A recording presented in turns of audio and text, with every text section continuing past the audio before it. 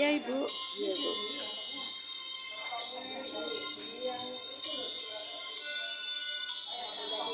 Kita kalau lihat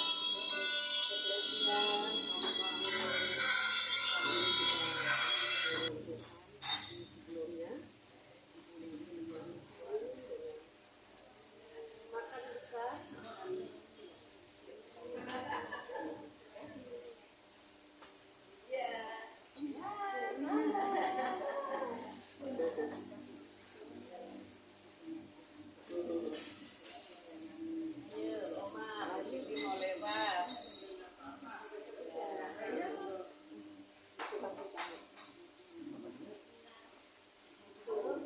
Dibilang kurus, sekarang ada yang bilang gemuk. Iya, aku gituan ya. Itu kan ya, memang badannya enggak lagi ya memang bodinya dari dulu. Jadi enggak pernah berubah. Pokoknya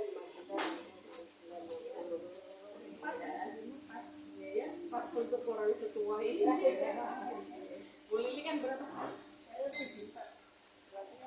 Guys, beliau ini baru 47. Komplain loh. Saya baru 66. Masih jauh bedanya. Ya Ibu.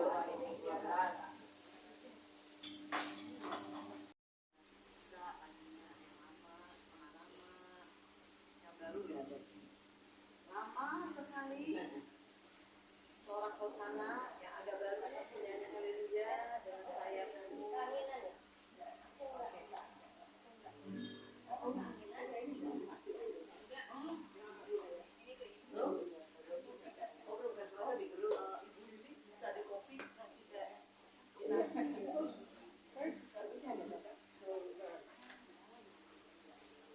oh iya nomornya 81 kontak tangga namanya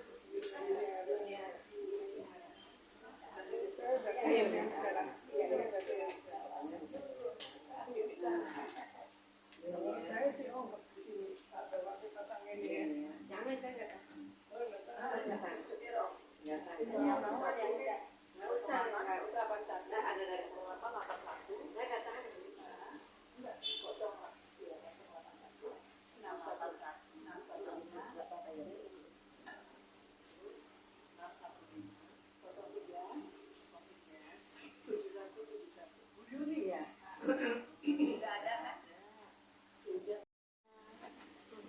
biasanya ada satu bapak, dua bapak. Sekarang Pak Onesnya sudah rumah panti sama teman-teman Joko. Ya, Pak Ones dengan Joko itu rumah.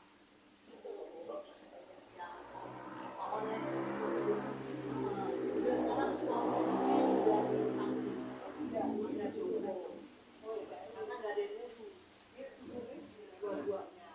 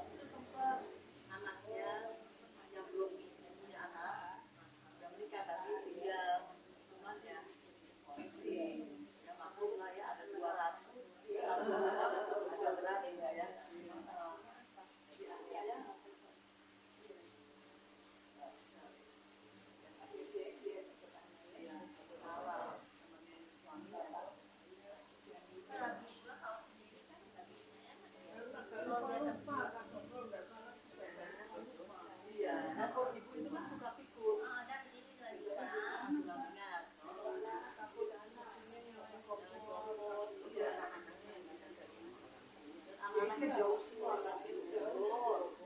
BSD, semuanya sudah tidak. Ya, jadi Tuhan lah kita tetap bersyukur bahwa ada jalan keluar lah ya.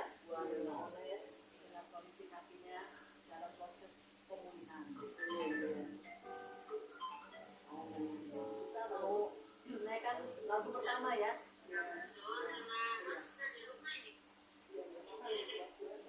Sudah pernah tahu lagunya ya? Saat ini datang lagi. Ya tahu ya? Lama ini. Lagu lama ya. Oma? Sama ini. Oh, oke.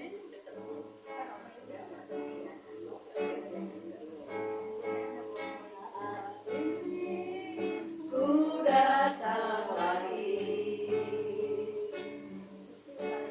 bersamamu Tuhan, junjungan hidupku. Pegangkan tanganku, ku puji namamu, Yesus, ku sembah Kau Tuhan. Hari-hari telah ku lalui bersamamu Tuhan, ku rasa bahagia. Peganglah tanganku, tuntunlah jalanku, Yesus, Kau segalanya. Haleluya, seorang hosana. Haleluya, glory bagimu. Haleluya, seorang hosana. Terpujilah namamu. Sekali lagi yuk, katakan. Hari ini ku datang lagi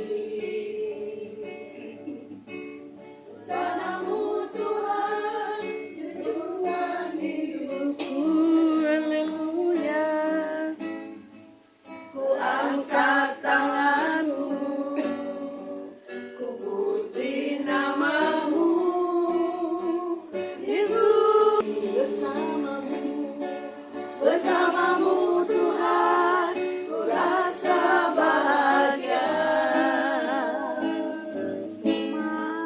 Peganglah tanganku, tuntunlah jalanku, Yesus, Kaulah segalanya. Haleluya, sorak hosana. Haleluya, namamu.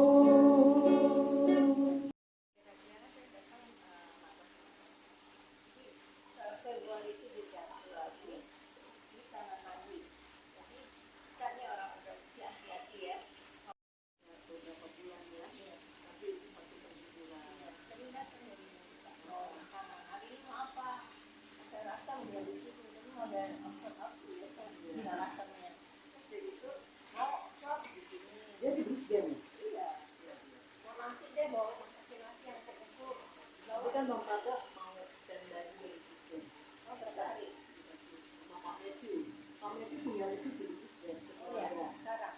Jadi udah hampir 2 tahunan lah. Jadi nanti Pak Pada ada rencana mau konferensi sanksi itu Pak.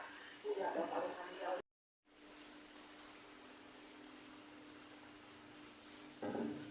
Halo, ibu-ibu, oma-oma, opu, abu-abu, siapa lagi nih?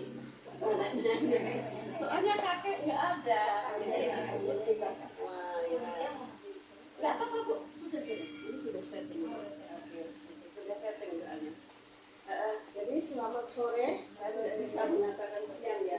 Selamat sore pada sore hari ini kita minggu untuk penyataan Tuhan. Ya kita berdoa dulu untuk teman ya. Ayo sebentar kita dudukkan kepala. Bapak terima kasih Engkau melihat hati setiap kami, yaitu ibu-ibu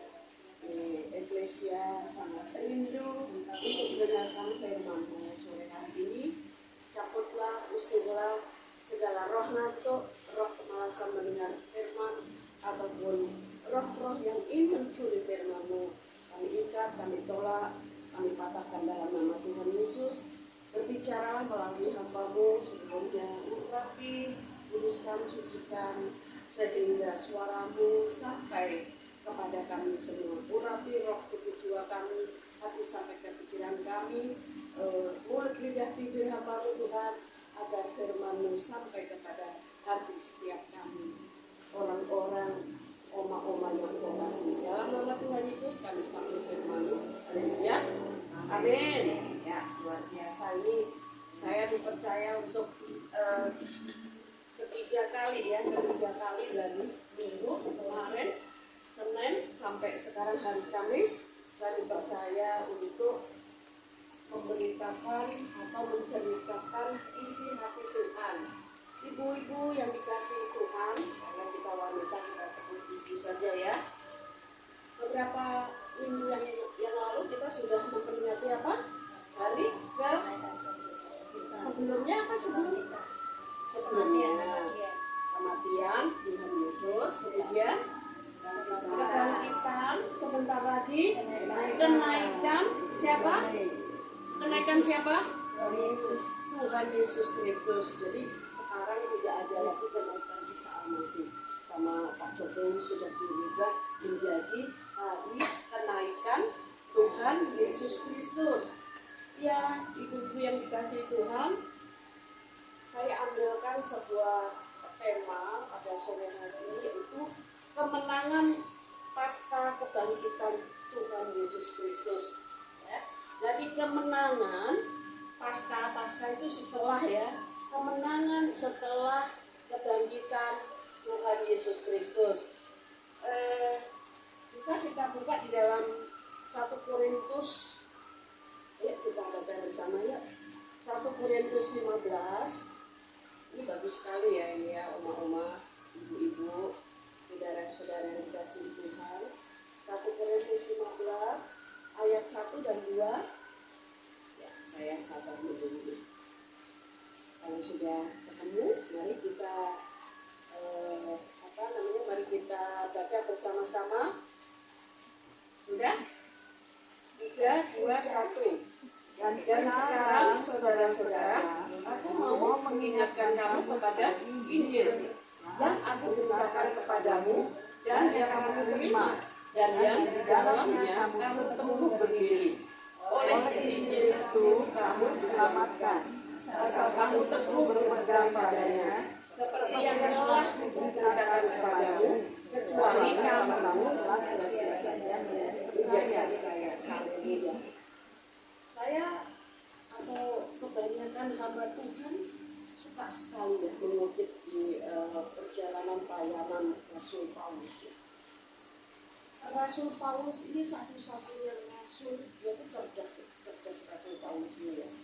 Bahkan pelayanannya dia harus bayar harga. Bayar harganya bagaimana ibu-ibu? Dia sering dipenjara loh. Dia sering sekali ditangkap, dianiaya, bahasa Alkitabnya disesah, ya, dicambuk. Supaya apa? Supaya tidak memberitakan tentang Injil Tuhan Yesus. Tetapi semangat Paulus ini luar biasa. Bahkan di dalam penjara pun dia tetap menulis surat ya kepada jemaat di Efesus, Filipi, Kolose, Tesalonika dan lain-lain. Begitu semangatnya juga untuk memuridkan ya ibu-ibu. Luar biasa, mari kita adopsi sedikit aja semangat dari Rasul Paulus. Dan Rasul Paulus di dalam Korintus 15 ayat 1 dan 2 yang baru saja kita baca. Beliau ini mengharapkan kita yang sudah mendengarkan Injil, kita tetap teguh, kita tetap taat kepada Injil. Amin. Yang dikasihi Tuhan, Oma, aku, ibu-ibu sekalian, Tuhan Yesus ada di dunia. Saat beberapa hari yang lalu ya, 2000 tahun kita peringati. Kenapa? Dia harus menyelesaikan dosa dari Taman Eden. Ya, waktu di Taman Eden ada nggak Tuhan Yesus? Ayo, ada nggak Tuhan Yesus waktu di Taman Eden? Adam dan Hawa atau ada? Ada. Siapa yang bilang ada? Angkat tangan. Saya akan tanya sekarang. Ayo jawab. Kuis nih. Besok dikasih hadiah Alkitab ya. Gunakan Alkitab Minggu Odi. Ketika di Taman Eden, ya, ketika Hawa sudah ditipu oleh iblis, Tuhan Yesus ada. Ya, di mana ketika itu Tuhan Yesus? Iya, hadiahnya di dalam Alkitab. Tapi ngutang dulu, belum dibawa sama Bu Odi. Di mana Tuhan Yesus ketika itu? Ayo. Ingat, 1 Yohanes 1 ayat 1, ayo katakan. Yes, satu aja. Pada mulanya adalah firman, dan firman itu bersama dengan Allah. Allah ada nggak di Taman Eden? Punya firman nggak? Namanya siapa? Yesus. Jadi Tuhan Yesus ada. Bahkan ketika dunia diciptakan, penciptaan dunia, Tuhan Yesus juga bersama dengan Allah menciptakan dunia dan segala isinya. Ada Tuhan Yesus. Bingung kan? Bingung. Tapi Yohanes 1 ayat 1 itu hafalkan. Itu ayat pegangan saya. Ya. Nah sekarang saya tanya ya, ibu-ibu, mengapa iblis lebih memilih Hawa untuk ditipu? Kenapa tidak Adam? Kan manusia pertama yang diciptakan Adam. Kenapa harus Hawa? Tidak tahu?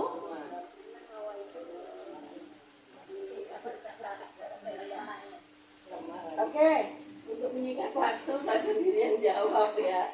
Jadi begini, Allah waktu itu memberikan perintah atau katakan larangan kepada Adam. Jadi Allah berbicara langsung kepada Adam, jangan engkau dekati pohon itu, jangan kau makan, bla bla ya. Kenapa Hawa? Karena Hawa tidak mendapatkan perintah larangan langsung dari Allah, dari Tuhan. Jadi disitulah si penipu, si pendusta, si pembohong, si jahat iblis mengambil celah kelemahan Hawa. Hawa lah yang di situ yang dianggap lemah. Makanya Hawa bisa tertipu. Terjadilah kita ini semua. Ya, itu akibat iblis. Terus saya sekali lagi mau bertanya. Ketika manusia mau jatuh dalam dosa, Allah itu tahu atau tidak? Tahu ya. Tapi kenapa didiamkan? Ada nggak yang bisa jawab? Kenapa didiamkan? Kalau Allah itu tahu bahwa ini nih manusia yang diciptakan dengan rupa dan gambarku, ini manusia yang dikuduskan dengan rohku. Dia tahu kalau nantinya dia akan jatuh dalam dosa. Jadi begini, mengapa Allah yang sudah tahu membiarkan? Sebetulnya jangan toh, ya toh, toh Allah biar tidak ada dosa. Tidak, karena apa? Manusia ketika itu dilengkapi dengan free will. Apa itu free will? Kehendak bebas. Jadi Tuhan pun tidak mau melanggar apa yang sudah ditentukan, bahwa manusia itu diberikan kehendak bebas untuk memilih. Demikian juga si Hawa. Hawa juga diberikan kehendak bebas. Tahu kok Bapak itu, tahu kok Allah itu, mereka itu pasti tidak jatuh dalam dosa. Pasti si Hawa ini mau nih nanti, tahu, tapi dibiarkan. Begitu juga kita semua yang keturunan ini, kita juga diberikan kehendak bebas. Tadi Bu Hana, Bu Yulia mau bunuh diri. Kenapa Tuhan tahu? Tahu. Tapi kenapa Tuhan diamkan? Ada kehendak bebas, ada free will. Bu Yulia ini lebih mendengarkan Tuhan atau mendengarkan setan? Kalau mendengarkan setan, otomatis sudah terjadi nggak ya? Bukan eutanasia, tetapi bunuh diri. Kalau eutanasia itu kan tindakan sengaja ya, tindakan sengaja yang dilakukan oleh dokter karena orang itu sudah tidak kuat ya, mungkin dengan pertimbangan. Oke, saya tidak membicarakan itu, tetapi saya akan tetap supaya ibu-ibu walaupun kita sudah usia senja sudah usia indah. Jangan lupa tugas kita. Amanat agung itu tugas kita ketika kita sudah percaya, ketika kita menerima Tuhan Yesus sebagai Tuhan dan Juru Selamat. Kita ini sudah harus memberitakan Injil, harus memberitakan tentang Tuhan Yesus. Ya mungkin nggak usahlah kita berpikir, Bu Lydia, mana mungkin lah aku itu mau berdiri di mimbar.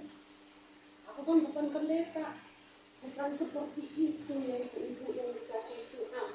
Kita di komunitas kita masing-masing, di kegiatan kita masing-masing, di aktivitas masing-masing itu adalah pelayanan. Ya, pernah dengar jadikan dirimu seperti kitab Injil yang terbuka. Kita pelayanan nggak bisa ekstrim. Saya, keluarga saya banyak Muslim, tapi saya kalau melayani mereka memperkenalkan Tuhan Yesus tidak ekstrim, tetapi kita menjadi suratan yang terbuka. Dengan apa ya? Dengan perbuatan kita. Dari perbuatan kita lah mereka akan membaca, melihat, oh iya orang Kristen itu kayak gitu. Kristen itu kan pengikut Kristus. Jadi ada Kristus terbaca di dalam kehidupan kita. Jadi nggak usah takut bahwa kalau dibilang amanat agung terus memberitakan Injil, kemudian pandangan kita langsung ke mimbar. Tidak. Ya, jadi itulah yang harus kita lakukan. Makanya kita harus cakap berbuat baik. Kita harus cakap dengan attitude, dengan etika, dengan norma. Ya, hati kita jaga. Itu kita sudah memberikan Injil. Ya, kemudian ada 3 poin pertanyaan urusan masalah di dalam tema tadi. Ya, jadi setelah kebangkitan, kemenangan setelah kebangkitan Tuhan Yesus, yaitu apa arti kebangkitan Yesus bagi kita? Itu poin pertama. Yang kedua, bagaimana kita dapat menerapkan kemenangan kebangkitan Yesus dalam kehidupan kita sehari-hari. Yang nomor 3, apa harapan kita sebagai orang percaya setelah kebangkitan Yesus? Ya, yang pertama arti kebangkitan Yesus ya. Ini kalau biasa kalau orang kuliah itu ada PPT, ada PowerPoint. Tapi sekarang nggak ada itu slide, nggak ada komputer. Saya taruh di sini PowerPoint-nya ya. Untuk apa? Supaya khotbah itu tidak loncat-loncat. Kalau zaman dulu belum ada laptop, ya belum ada display di slide gitu ya. Kalau sekarang hampir semua hamba Tuhan itu pakai PPT yang di layar gitu ya. Itu satu, membantu mempermudah. Kedua, supaya ayat atau nats atau apa yang akan dikhotbahkan itu tidak loncat. Jadi terstruktur ya. Begitu juga saya sudah mulai belajar. Ini bu dosen tahu nih. Kalau anak sekolah begitu, kami sudah diajari dulu seperti itu ya. Jadi dulu saya tidak bisa PowerPoint, tapi karena Bu Odi ini dosen komputer, lari aja kepada beliau kalau nggak bisa bikin gitu. Oke. Jadi kebangkitan Yesus adalah peristiwa yang paling penting dalam kehidupan orang Kristen, Bapak. Bapak nggak ada, Ibu. Sangat penting. Kalau Kristus tidak bangkit, apa yang terjadi? Bahkan kita sering mendengar yang di luar sana ya. Enggak kok yang disalib orang lain. Ya kan? Tidak, dia kan melarikan diri. Jangan percaya berita hoax. Itu untuk menjatuhkan iman orang Kristen. Jadi Tuhan Yesus benar-benar bangkit ya, oma-oma, ibu-ibu. Dikubur di tempat kubur itu berapa hari? 3 hari. Nah, ketika 3 hari, mari kita berpikir sejenak. Kemana Tuhan Yesus itu rohnya? Kan roh tadi kan Eli Eli lama sabatani, kemudian menghembuskan nafas. Berarti rohnya lepas dari tubuh. Kemana roh Tuhan Yesus selama 3 hari? Waduh jangan, kau sudah pakarnya. Ayo oma-oma, kemana rohnya Tuhan Yesus? Ketika 3 hari dikubur ya, kan dikubur terus di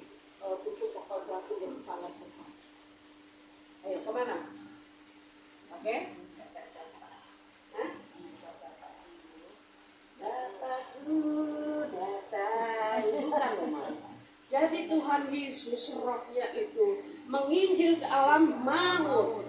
Alam maut itu apa? Neraka. Ya, maka di sana api menyala-nyala. Neraka.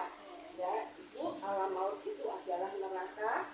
Menginjil bukan untuk mengampuni orang yang sudah ada di neraka, tidak, tetapi membuktikan bahwa Tuhan Yesus menang.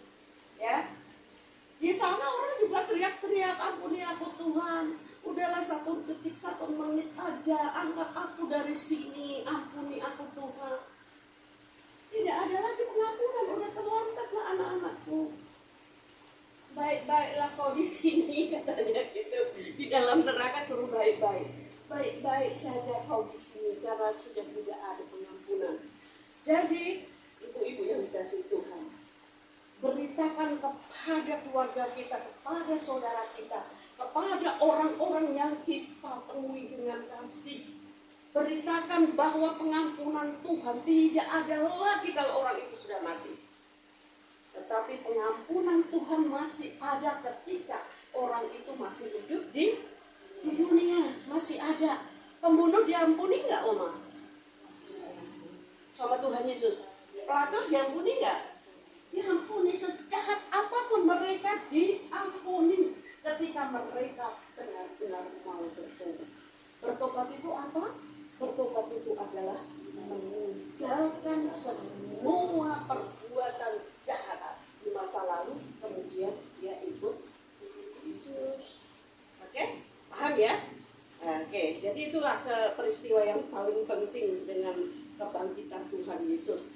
Jadi kebangkitan Yesus itu membuktikan bahwa Yesus adalah anak Allah yang hidup. Amin.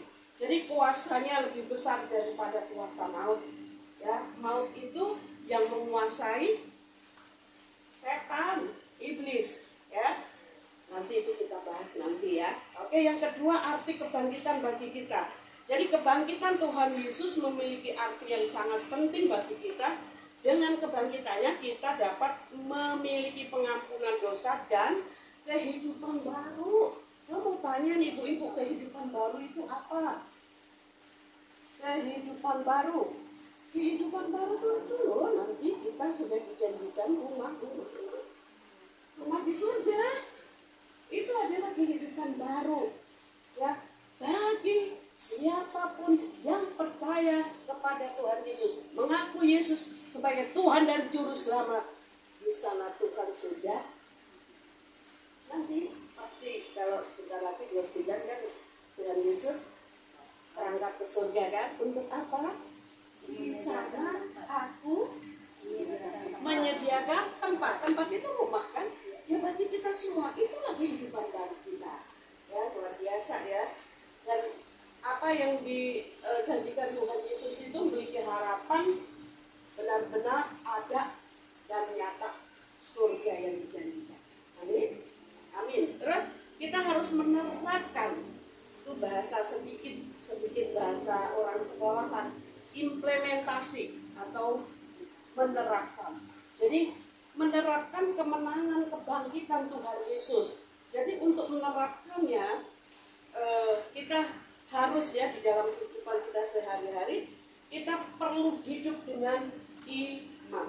Yang namanya iman percaya kepada Tuhan Yesus dan harus taat, harus setia kepada Tuhan Yesus. Nah, itu penerapan di dalam kehidupan sehari-hari. Siapa di sini ibu-ibu yang tiap hari baca firman Tuhan? Satu pasal aja tiap hari. Ya, jadi paling tidak satu pasal ya, supaya nanti bisa habis Alkitab. Misalkan Kejadian 1, terus hari itu juga satu pasal ditambah Perjanjian Baru Matius pasal 1 dan besoknya pasal 2 dan sebagainya. Nah itu nanti pada hitungan mungkin setahun atau setahun lebih kalau ibu-ibu tidak malas itu sudah, kalau orang Islam bilang khatam. Jadi sudah tamat satu itu. Tapi percaya ketika kita membaca Alkitab, karena Alkitab itu adalah firman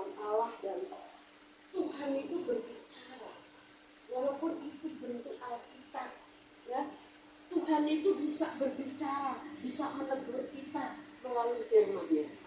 Itu aminkan, ya. Terus kemudian ibu-ibu yang dikasihi Tuhan, kita harus tetap berdiri teguh, jangan pernah goyah.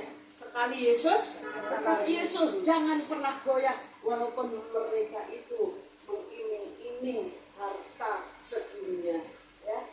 Walaupun mereka mengiming-iming kemuliaan, kejayaan atau apapun, kalau selama yang dipamerkan itu harta dunia, itu sifatnya sementara, bukan kehidupan baru, bukan kehidupan kekal yang lamanya, ya. Jadi ada satu ayat di 1 Korintus 15 ayat 58 saya bacakan. Sebab kamu tahu bahwa dalam pekerjaan Tuhan jerih payahmu tidak sia-sia. Ya, itu jadi sekali. Bahwa segala apa yang kita kerjakan, apa yang kita upayakan, apa yang kita lakukan tidak pernah terlepas dari pengamatan Tuhan, dan Tuhan memberikan upah. Ya, itu. Jangan goyah, tetap taat, tetap setia. Baca firman sama dengan kita berdialog sama Tuhan. Kita berbicara dengan Bapa kita. Itulah Alkitab. Tapi banyak orang tidak tahu, maaf Oma pinjam, bahwa Alkitab, ya, buku ini, di dalamnya adalah suara Tuhan. Tuhan berbicara, sudah ditulis setiap perkataan Tuhan, baik itu di perjanjian baru, baik itu jauh sebelum dari perjanjian baru, ada di perjanjian lama, ya. Jadi ini Oma saya serahkan kembali. Jadi oma-oma, ibu-ibu yang dikasihi Tuhan, saya percaya bahwa hidup kita yang sudah dibebaskan dari dosa, kita tadi mengatakan Tuhan Yesus juga mati, ya, yang bercucuran darah di Kalvari. Itu untuk apa? Untuk membebaskan kita semua manusia. Kita ini dibebaskan dan kutuk dari dosa, dari dosa. Bukan itu saja, darah Yesus juga menyembuhkan seluruh sakit penyakit kita. Semua derita kita diangkat oleh darah Yesus Kristus di kayu salib, ya. Jadi kita harus tetap percaya bahwa di dalam kebangkitan Tuhan Yesus Kristus ada kemenangan. Kita harus menjadi pemenang. Amin. Pemenang, bukan pecundang, ya, bukan pecundang, tapi pemenang di dalam nama Tuhan Yesus Kristus, ya. Saya tidak bisa memberikan banyak-banyak karena waktu saya udah dilirik Bu Odi. Kan masih ada cara supaya jam 3 kita bisa supaya kita bisa istirahat, karena usia kita sungguh indah, ya, sungguh indah. Tuhan Yesus memberkati. Saya mau tutup dengan doa. Bapa, terima kasih Tuhan Yesus, betapa manisnya Tuhan, Engkau di tengah-tengah kami, bahkan di tengah-tengah jemaat-Mu, umat-Mu, Eklesia pada sore hari ini, di mana waktu ini Tuhan, orang di luar sana enak-enak tidur, tetapi kami bersama dengan Engkau, bersama dengan hamba-Mu, berbicara dan mendengarkan kisah bahwa Tuhan Yesus sudah mengorbankan dirinya. Yesus adalah Allah itu sendiri, Allah yang berinkarnasi sebagai manusia yang namanya Tuhan Yesus, seutuhnya manusia, telah mati di kayu salib sebagai ganti dosa-dosa seluruh umat manusia. Bagi umat manusia yang percaya menerima Yesus sebagai Tuhan dan Juru Selamat, kami semua mendapatkan keselamatan dan hidup kekal di surga. Terima kasih Bapa bahwa sebentar lagi tanggal 29 kami semua juga memperingati perayaan kenaikan Tuhan Yesus Kristus ke surga.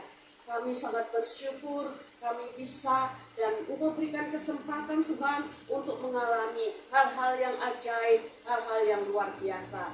Dan kami orang-orang yang berkemenangan ketika Tuhan Yesus selesai dan bangkit kembali dari antara orang mati.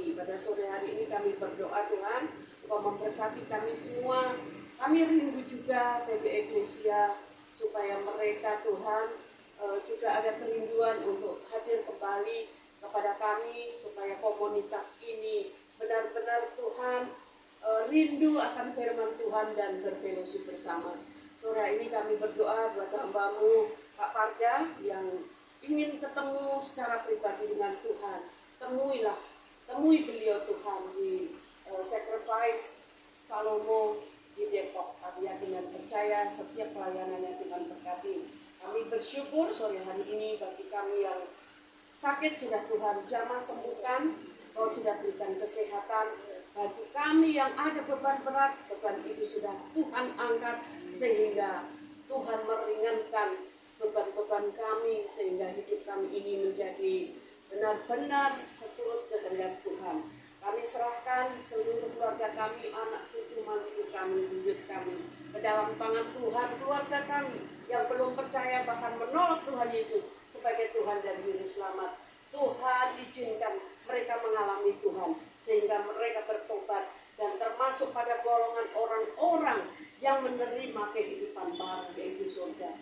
Terima kasih Bapa. Di dalam nama Tuhan Yesus kami sungguh-sungguh diberkati oleh firman-Mu. Haleluya. Amin. Amin. Kita akan memberikan persembahan.